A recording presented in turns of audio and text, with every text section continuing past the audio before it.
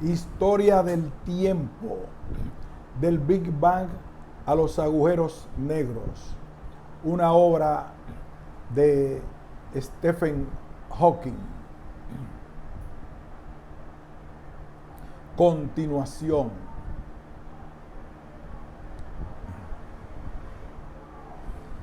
Por el contrario, la teoría de la gravedad de Newton estaba basada en un modelo incluso más simple, en el que los cuerpos se atraían entre sí con una fuerza proporcional a una cantidad llamada masa e inversamente proporcional al cuadrado de la distancia entre ellos, a pesar de lo cual era capaz de predecir el movimiento del Sol, la Luna y los planetas con un alto grado de precisión.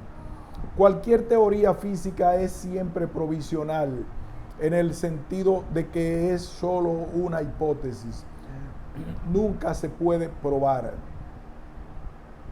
A pesar de que los resultados de los experimentos concuerden muchas veces con la teoría, nunca podremos estar seguros de que la próxima vez el resultado no vaya a contradecirla.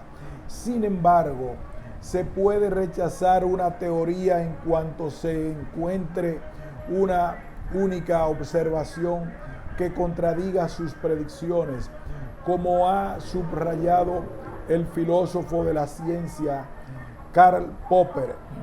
Una buena teoría está caracterizada por el hecho de predecir un gran número de resultados que en principio pueden ser refutados o invalidados por la observación. Cada vez que se comprueba que un nuevo experimento está de acuerdo con las predicciones, la teoría sobrevive y nuestra confianza en ella aumenta. Pero si por el contrario se realiza alguna vez una nueva observación que contradiga la teoría, tendremos que abandonarla o modificarla, o al menos esto es lo que se supone que debe suceder.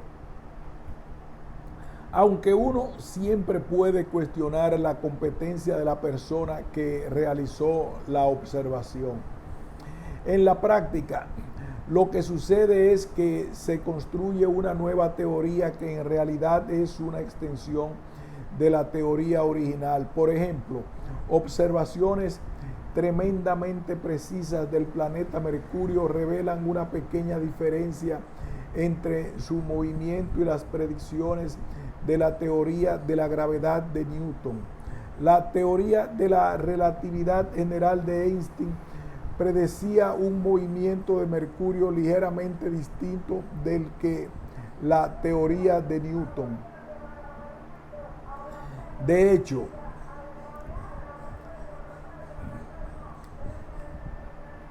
el hecho de que las predicciones de Einstein se ajustaran a las observaciones, mientras que las de Newton no lo hacían, fue una de las confirmaciones cruciales de la nueva teoría. Sin embargo, seguimos usando la teoría de Newton para todos los propósitos prácticos, ya que las diferencias entre sus predicciones y las de la relatividad general son muy pequeñas en las situaciones que normalmente nos incumben.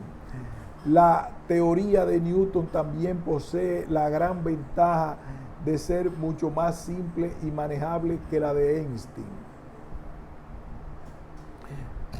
El objeto final de la ciencia es proporcionar una única que describa correctamente todo el universo.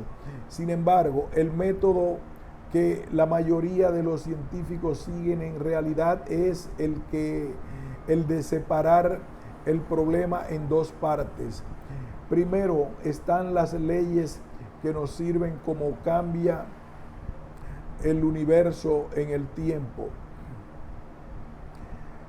Primero están las leyes que nos dicen cómo cambia el universo en el tiempo.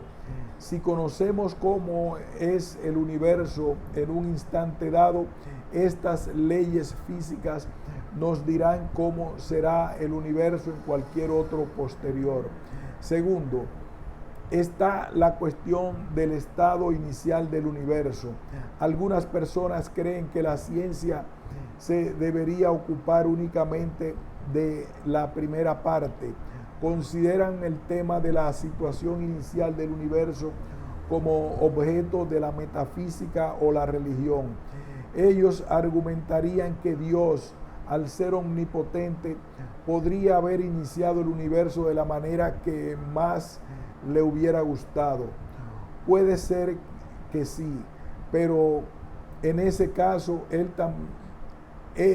también haberlo hecho evolucionar de un modo totalmente arbitrario. En cambio,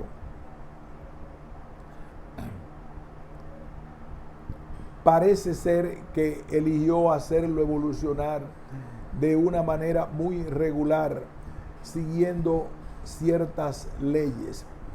Resulta así, pues, igualmente razonable suponer que también hay leyes que gobiernan el estado inicial. Es muy difícil construir una única teoría capaz de describir todo el universo. En vez de ello, nos vemos forzados de momento a dividir el problema en varias partes, intentando un cierto número de teorías parciales.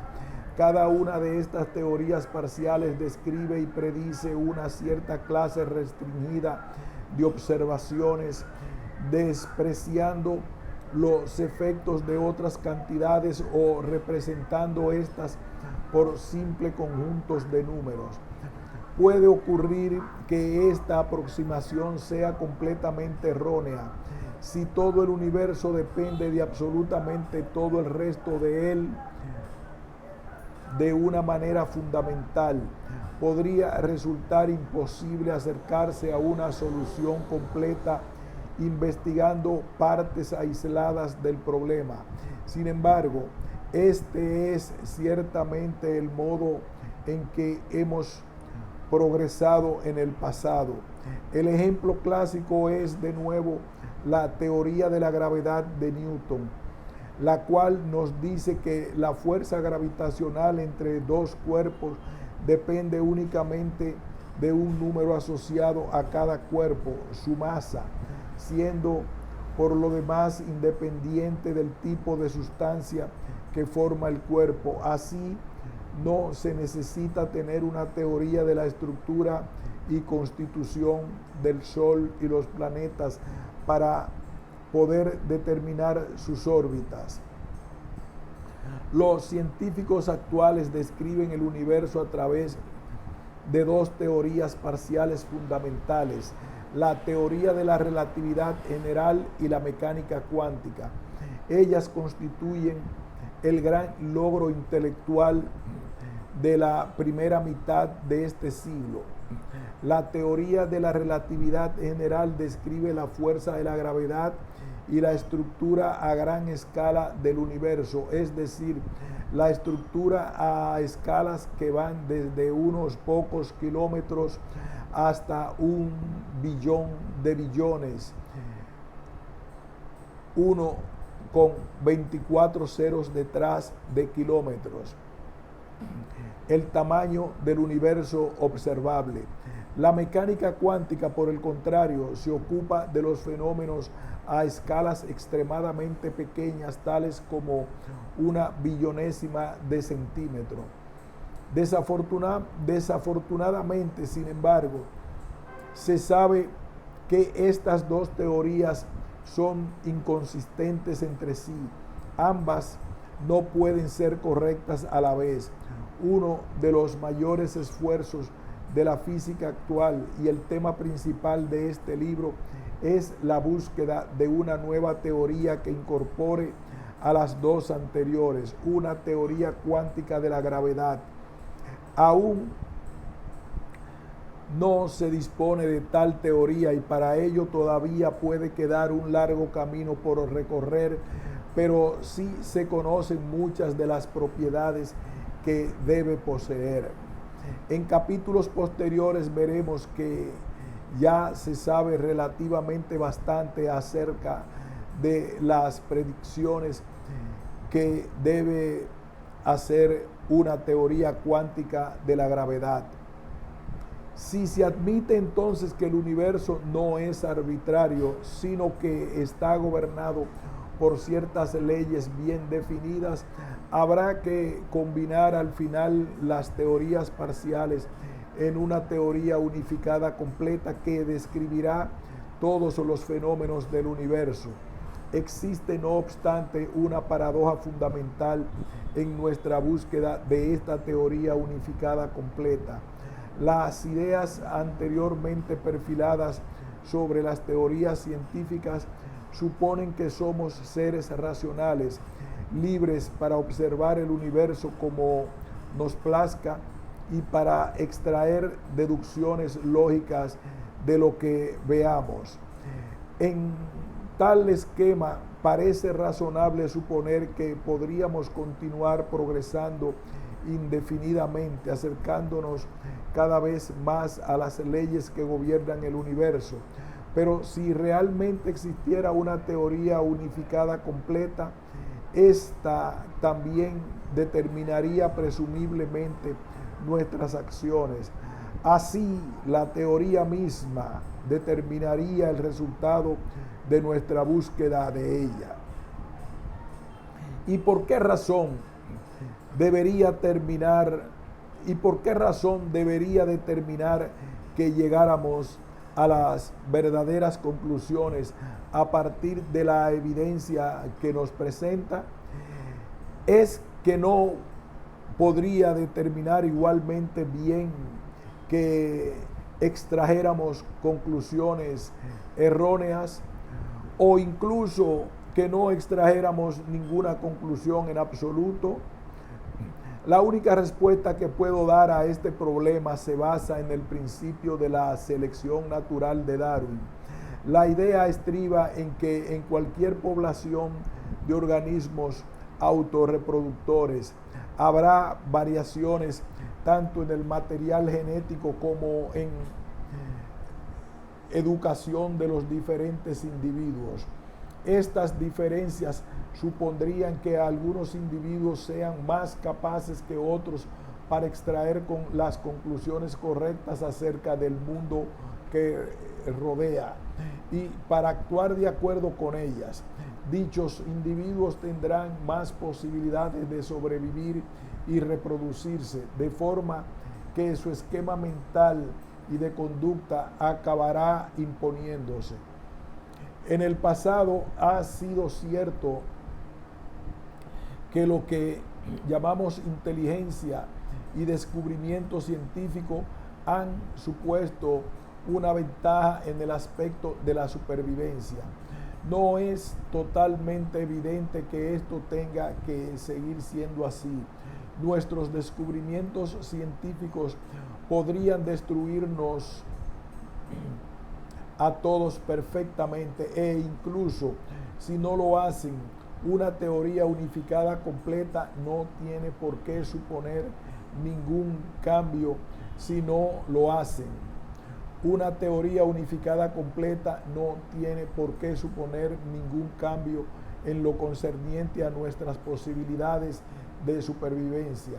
Sin embargo, dado que el universo ha evolucionado de un modo regular, podríamos esperar que las capacidades de razonamiento que la selección natural nos ha dado sigan siendo válidas en nuestra búsqueda de una teoría unificada completa y no nos conduzcan a conclusiones erróneas. Dado que las teorías que ya poseemos son suficientes para realizar predicciones exactas de todos los fenómenos naturales, excepto de los más extremos, nuestra búsqueda de la teoría definitiva del universo parece difícil de justificar desde un punto de vista práctico. Es interesante señalar, sin embargo, que argumentos similares podrían haberse usado en contra de la teoría de la relatividad y de la mecánica cuántica, las cuales nos han dado la energía nuclear y la revolución de la microelectrónica. Así pues, el descubrimiento de una teoría unificada completa puede no ayudar a la supervivencia de nuestra especie, puede incluso no afectar a nuestro modo de vida, pero siempre desde el origen de la civilización, la gente no se ha contentado con ver los acontecimientos como desconectados e inexplicables. Ha buscado incesantemente un conocimiento del orden subyacente del mundo. Hoy en día aún seguimos anhelando saber por qué estamos aquí y de dónde venimos. El profundo deseo de conocimiento de la humanidad es justificación suficiente para continuar nuestra búsqueda, y esta no cesará hasta que poseamos una descripción completa del universo en el que vivimos. Capítulo 2. Espacio y tiempo. Nuestras ideas actuales acerca del movimiento de los cuerpos se remontan a Galileo y Newton. Antes de ellos, se creía en las ideas de Aristóteles, quien decía que el estado natural de un cuerpo era estar en reposo y que éste solo se movía si era empujado por una fuerza o un impulso. De ello se deducía que un cuerpo pesado debía caer más rápido que uno ligero, porque sufría una atracción mayor hacia la tierra. La tradición aristotélica también mantenía que se podrían deducir todas las leyes que gobiernan el universo por medio del pensamiento puro. No era necesario comprobarlas por medio de la observación. Así, nadie antes de Galileo se preocupó de ver si los cuerpos con pesos diferentes caían con velocidades diferentes. Se dice que Galileo demostró que las anteriores ideas de Aristóteles eran falsas, dejando caer diferentes pesos desde la torre inclinada de Pisa. Es casi seguro que esta historia no es cierta, aunque lo que sí hizo Galileo fue algo equivalente. Dejó caer bolas de distintos pesos a lo largo de un plano inclinado. La situación es muy similar a la de los cuerpos pesados que caen verticalmente, pero es más fácil de observar porque las velocidades son menores. Las mediciones de Galileo indicaron que cada cuerpo aumentaba su velocidad al mismo ritmo, independientemente de su peso.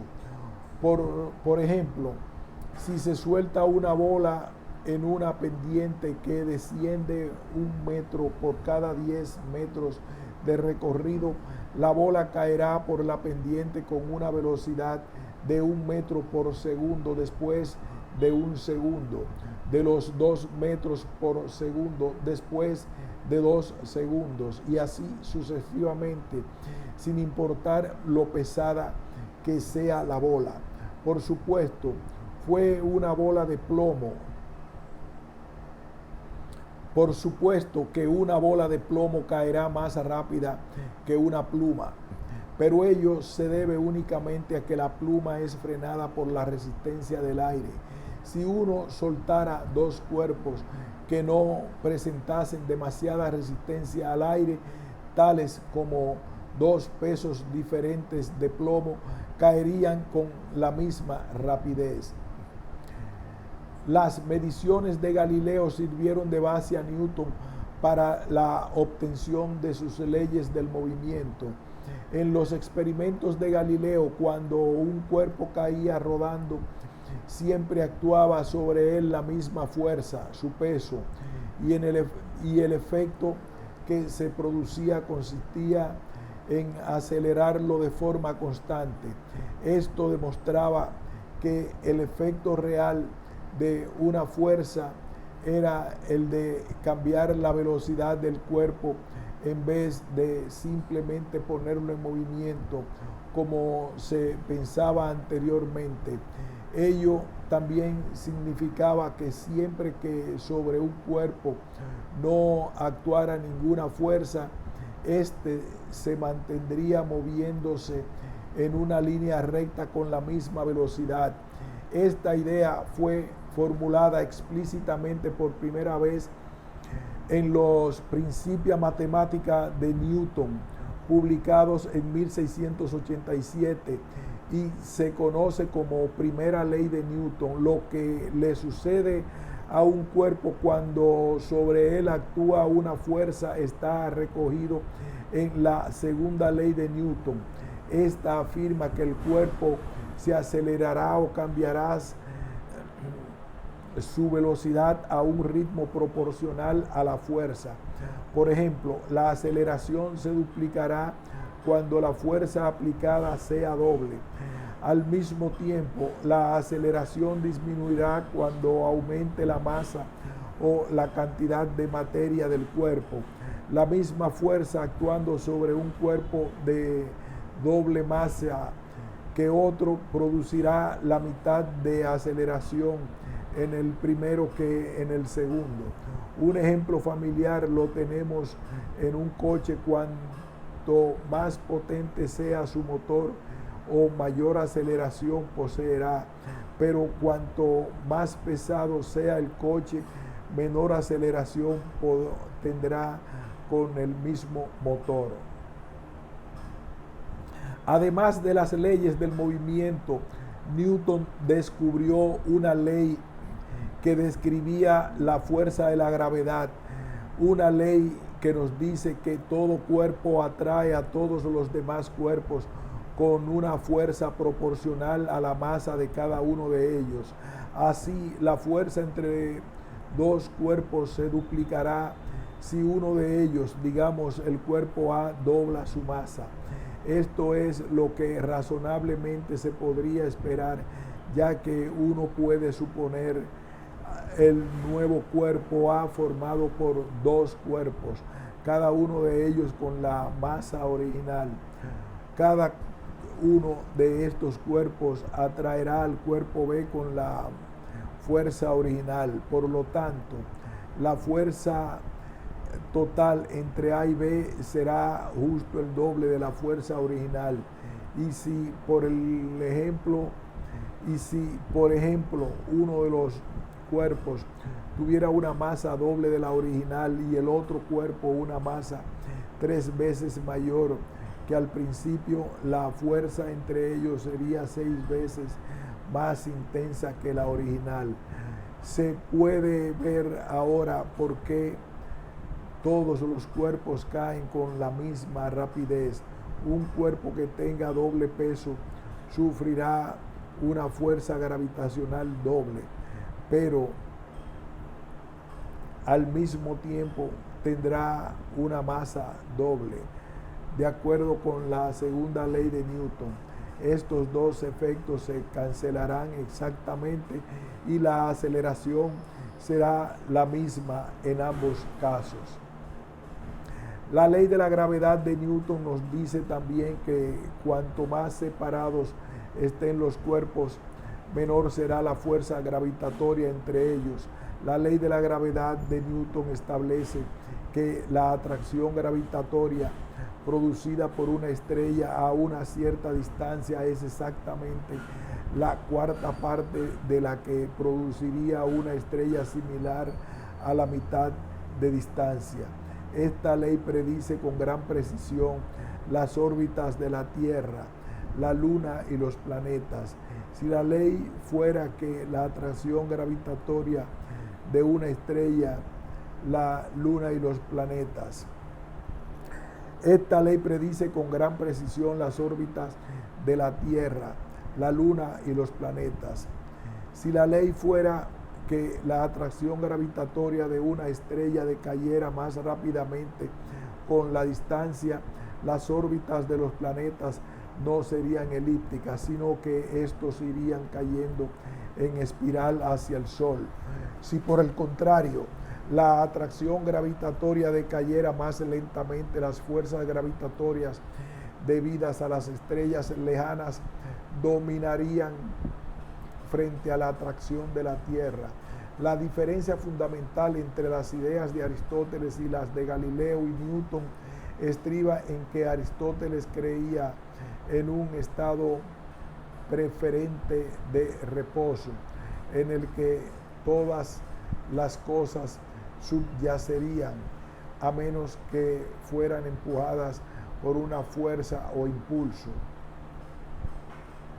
En particular, él creyó que la Tierra estaba en reposo.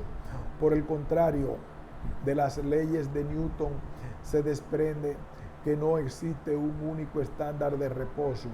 Se puede suponer igualmente o que al cuerpo A está en reposo y el cuerpo B se mueve a velocidad constante con respecto de A, o que el B está en reposo y es el cuerpo A el que se mueve. Por ejemplo, si uno se olvida del momento de la rotación de la Tierra y de su órbita alrededor del Sol, se puede decir que la Tierra está en reposo y que en un tren sobre ella está viajando hacia el norte a 140 kilómetros por hora, o se puede decir igualmente que el tren está en reposo y que la Tierra se mueve hacia el sur a 140 kilómetros por hora. Si se realizaran experimentos en el tren con objetos que se movieran, comprobaríamos que todas las leyes de Newton seguirán siendo válidas. Por ejemplo, al jugar al ping-pong en el tren, uno encontraría que la pelota obedece a las leyes de Newton exactamente igual a como lo haría en una mesa situada junto a la vía. Por lo tanto, no hay forma de distinguir si es el tren o es la Tierra lo que se mueve. La falta de un estándar absoluto de reposo significaba que no se podía determinar si dos acontecimientos que ocurrieran en tiempos diferentes habían tenido lugar en la misma posición espacial. Por ejemplo, supongamos que en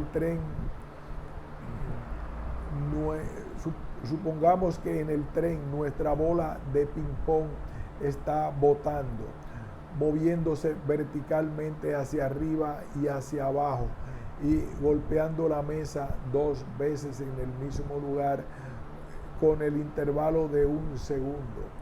Para un observador situado junto a la vía, los 2 botes parecerán tener lugar con una separación de unos 40 metros, ya que el tren habrá recorrido esa distancia entre los 2 botes. Así pues, la no existencia de un reposo absoluto significa que no se puede asociar una posición absoluta en el espacio con un suceso, como Aristóteles había creído.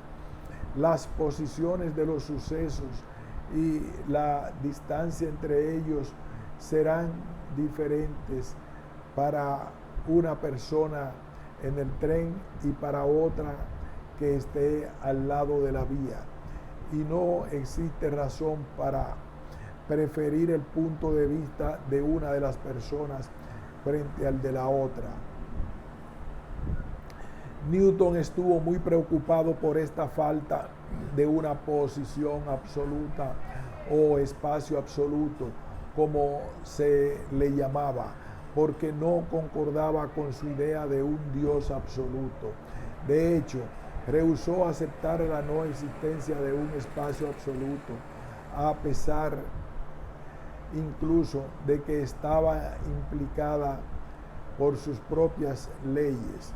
Fue duramente criticado por mucha gente debido a esta creencia irracional, destacando sobre todo la crítica del obispo Berkeley, un filósofo que creía que todos los objetos materiales, junto con el espacio y el tiempo, eran una ilusión. Cuando el famoso doctor Johnson se enteró de la opinión de Berkeley, gritó: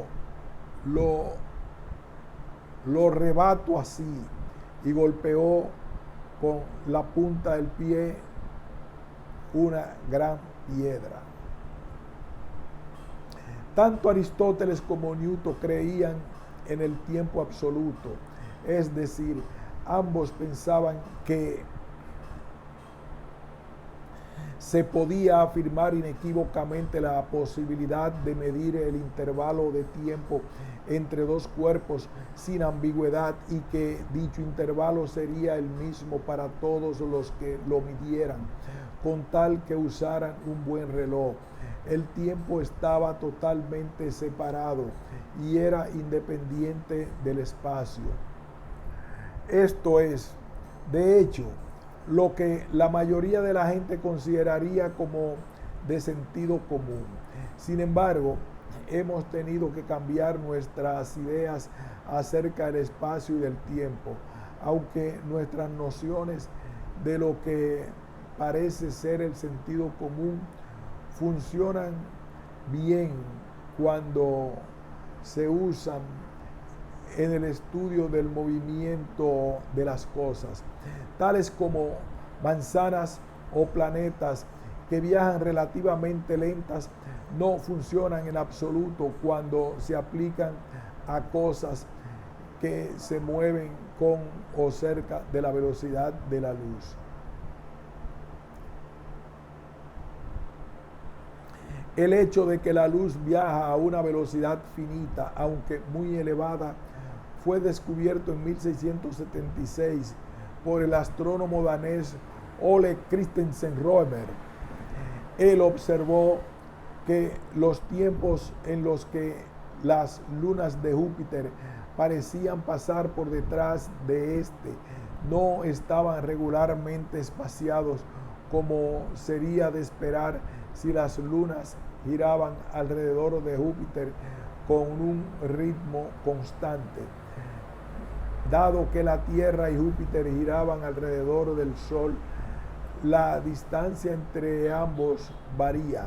Roemer notó que los eclipses de las lunas de Júpiter parecen ocurrir tanto más tarde cuanto más distantes de Júpiter estamos. Argumentó que se debía a que la luz proveniente de las lunas tardaba más en llegar a nosotros cuanto más lejos estábamos de ella. Sus medidas sobre las variaciones de las distancias de la Tierra a Júpiter no eran, sin embargo, demasiado buenas y así estimó un valor para la velocidad de la luz de 225.000 kilómetros por segundo, comparado con el valor moderno de 300.000 kilómetros por segundo. No obstante, no solo el logro de Roemer de probar que la luz viaja a una velocidad finita, sino también de medir esa velocidad fue notable, sobre todo teniendo en cuenta que esto ocurría 11 años antes de que Newton publicara los Principia Mathematica. Una verdadera teoría de la propagación de la luz no surgió hasta 1865, en que el británico físico James Clerk Maxwell consiguió unificar con éxito las teorías parciales que hasta entonces se habían usado para definir las fuerzas de la electricidad y el magnetismo. Las ecuaciones de Maxwell predecían que podían existir perturbaciones de carácter ondulatorio del campo electromagnético combinado Las ecuaciones de Maxwell predecían que podían existir perturbaciones de carácter ondulatorio del campo electromagnético combinado y que éstas viajarían a velocidad constante como las olas de una balsa. Si tales ondas poseen una longitud de onda, distancia entre una cresta de onda y la siguiente, de 1 metro o más, constituyen lo que hoy en día llamamos ondas de radio. Aquellas con longitudes de onda menores se llamaban microondas, unos pocos centímetros, o infrarrojas, más de 10 milésimas de centímetro. La luz visible tiene solo una longitud de onda de entre 40 y 80 millonésimas de centímetro. Las ondas con todavía menores longitudes se conocen como radiación ultravioleta, rayos X y rayos gamma. La teoría de Maxwell predecía que tanto las ondas de radio como las luminosas deberían viajar a una velocidad fija determinada. La teoría de Newton se había desprendido, sin embargo, de un sistema de referencias absoluto, de tal forma que si se suponía que la luz viajaba a una cierta velocidad fija, había que especificar con respecto a qué sistema de referencia se medía dicha velocidad. Para que esto tuviera sentido, se sugirió la existencia de una sustancia llamada éter que estaba presente en todas partes, incluso en el espacio vacío.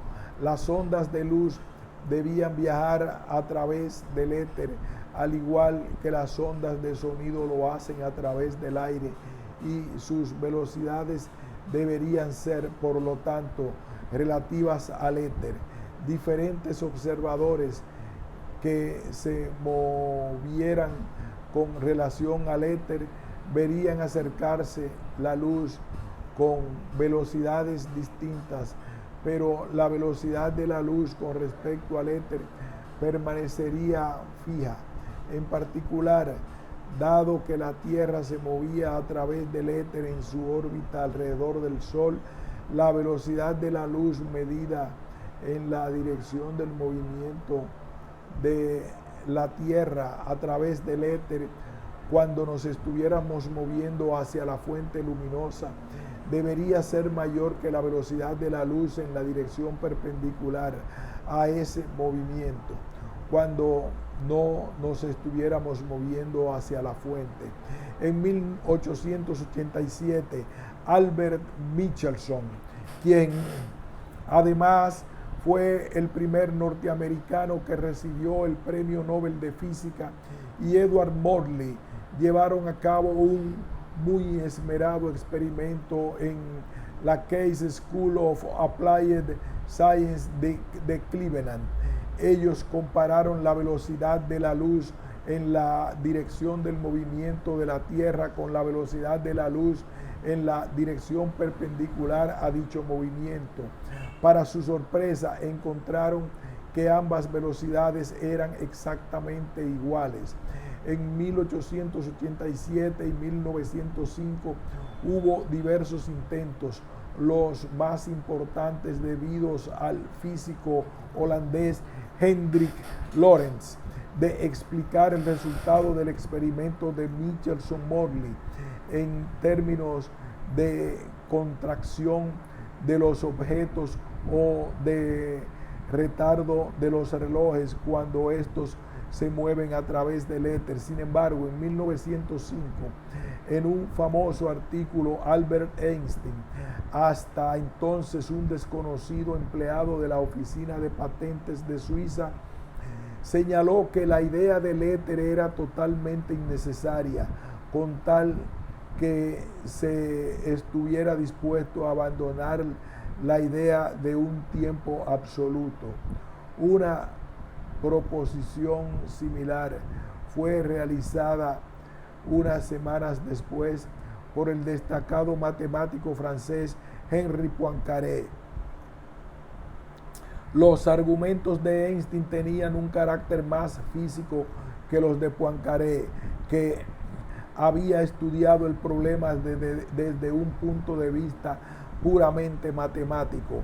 A Einstein se le reconoce como el creador de la nueva teoría, mientras que a Poincaré se le recuerda por haber dado su nombre a una parte importante de la teoría.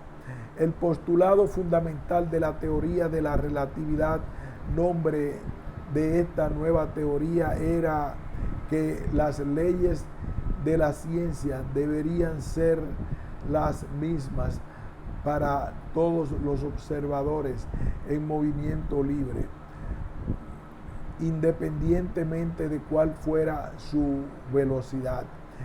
Esto ya era cierto para las leyes de Newton, pero ahora se extendía la idea para incluir también la teoría de Maxwell y la velocidad de la luz. Todos los observadores deberían medir la misma velocidad de la luz, sin importar la rapidez con la que se estuvieran moviendo. Esta idea tan simple tiene algunas consecuencias extraordinarias. Quizás la más conocida sea la equivalencia entre masa y energía, resumida en la famosa ecuación de Einstein, E igual a mc cuadrado, en donde es la energía, es la energía, m la masa y c la velocidad de la luz, y la ley de que ningún objeto puede viajar a una velocidad mayor que la de la luz. Debido a la equivalencia entre energía y masa, la energía que un objeto adquiere debido a su movimiento se añadirá a su masa, incrementándola. En otras palabras, cuanto mayor sea la velocidad de un objeto, más difícil será aumentar su velocidad. Este efecto solo es realmente significativo para objetos que se muevan a velocidades cercanas a la de la luz. Por ejemplo, a una velocidad de un 10% de la luz, la masa de un objeto es solo un 0.5% mayor de la normal, mientras que a un 90% de la velocidad de la luz, la masa sería más del doble de la normal. Cuando la velocidad de un objeto se aproxima a la velocidad de la luz, su masa aumenta cada vez más rápidamente, de forma que cuesta cada vez más y más energía acelerar el objeto un poco más. De hecho, no puede alcanzar nunca la velocidad de la luz, porque entonces su masa habría llegado a ser infinita, y por la equivalencia entre masa y energía habría costado una cantidad infinita de energía el poner al objeto en ese estado. Por esta razón, cualquier objeto normal está confinado por la relatividad a moverse siempre a velocidades menores que la de la luz. Solo la luz u otras ondas que no poseen masa intrínseca pueden moverse a la velocidad de la luz. Otra consecuencia igualmente notable de la relatividad es el modo en que ha revolucionado nuestras ideas acerca del espacio y el tiempo. En la teoría de Newton, si un pulso de luz es enviado de un lugar a otro, observadores diferentes estarían de acuerdo en el tiempo que duró el viaje, ya que el tiempo es un concepto absoluto, pero no siempre estarían de acuerdo en la distancia recorrida por la luz, ya que el espacio no es un concepto absoluto. Dado que la velocidad de la luz es simplemente la distancia recorrida dividida por el tiempo empleado, observadores diferentes medirán velocidades de la luz diferentes. En relatividad, por el contrario, todos los observadores deben estar de acuerdo con lo rápido que viaja la luz. Ellos continuarán, no obstante, sin estar de acuerdo en la distancia recorrida por la luz, por lo que ahora ellos también deberán discrepar en el tiempo empleado. El tiempo empleado es, pues, de todo igual al espacio recorrido sobre el que los observadores no están de acuerdo, dividido por la velocidad de la luz sobre la que los observadores sí están de acuerdo. En otras palabras, la teoría de la relatividad acabó con la idea de un tiempo absoluto. Cada observador debe tener su propia medida del tiempo, que es la que registraría un reloj que se mueve junto a él, y relojes idénticos moviéndose con observadores diferentes no tendrían por qué coincidir. Cada observador podría usar un radar para así saber dónde y cuándo ocurrió cualquier suceso mediante el envío de un pulso de luz o de ondas de radio. Parte del pulso se reflejará de nuevo en el suceso y el observador medirá el tiempo que transcurre hasta recibir el eco. Se dice que el tiempo del suceso es el tiempo medido entre el instante de emisión del pulso y el del recibimiento del eco. La distancia del suceso es igual a la mitad del tiempo transcurrido en el viaje completo de ida y vuelta multiplicado por la velocidad de la luz. Un suceso en este sentido es algo que tiene un lugar en un punto específico del espacio y en un determinado instante de tiempo. Esta idea se muestra que representa un ejemplo de un diagrama espacio-tiempo. Usando el procedimiento anterior, observadores en movimiento relativo entre sí asignarán tiempos y posiciones diferentes a un mismo suceso.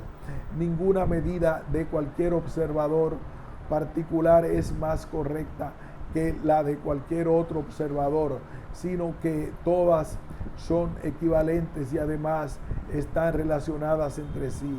Cualquier observador puede calcular de forma precisa la posición y el tiempo que cualquier otro observador asignará en un determinado proceso, con tal de que se sepa la velocidad relativa del otro observador. Hoy en día se usa este método para medir distancias con precisión, debido a que podemos medir con más exactitud tiempos que distancias. De hecho, el metro se define como la distancia recorrida por la luz en 0.0000003335640952 segundos, medidos por un reloj de cesio. La razón por la que se elige este número en particular es porque corresponde a la definición histórica del metro en términos de dos marcas existentes en una barra de platino concreta que se guarda en París.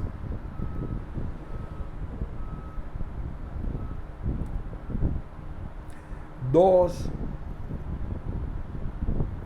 igualmente podemos usar una nueva y más convincente unidad de longitud llamada segundo luz. Esta se define simplemente como la distancia que recorre